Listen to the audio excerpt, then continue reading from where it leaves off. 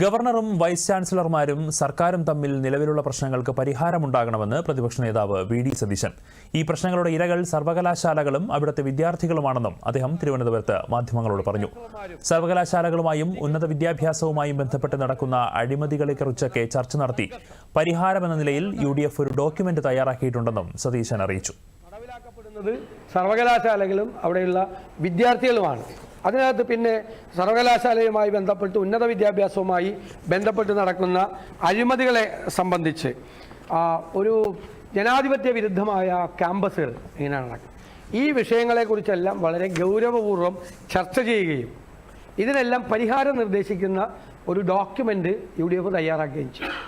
അപ്പോൾ ഇതിനകത്ത് ഗവൺമെൻറ്റിനെ എക്സ്പോസ് ചെയ്യും, സംശയമൊന്നും വേണ്ട. ഗവൺമെൻറ് ചെയ്യുന്ന തെറ്റായ കാര്യങ്ങൾ ചെയ്യും. അതിനേക്കാൾ പ്രധാനം ഇതിൻ്റെ ഒരു സൊല്യൂഷൻ കണ്ടെത്താൻ വേണ്ടിയിട്ടുള്ള ശ്രമമാണ്. കേരളത്തിൻ്റെ രാഷ്ട്രീയ ചരിത്രത്തിൽ ആദ്യമായിട്ടാണ് ഒരു പ്രതിപക്ഷം മുൻകൈയെടുത്ത് ഏറ്റവും ഗൗരവതരമായി ജനങ്ങളെ ബാധിക്കുന്ന രണ്ട് പ്രധാനപ്പെട്ട വിഷയങ്ങൾ, ഉന്നത വിദ്യാഭ്യാസവും അതുപോലെ ആരോഗ്യരംഗവും എടുത്തുകൊണ്ട് ഇങ്ങനെയൊരു കോൺക്ലേവ് നടത്തി വിദ്യാഭ്യാസ വിദഗ്ധരായ ആളുകൾ വിദേശത്തു നിന്നുൾപ്പെടെ ഓൺലൈനിലും ദേശീയ തലത്തിലുള്ള വിദ്യാഭ്യാസ വിദഗ്ധർ നേരിട്ടും എല്ലാം ഈ കോൺക്ലേവിൽ പങ്കെടുക്കും.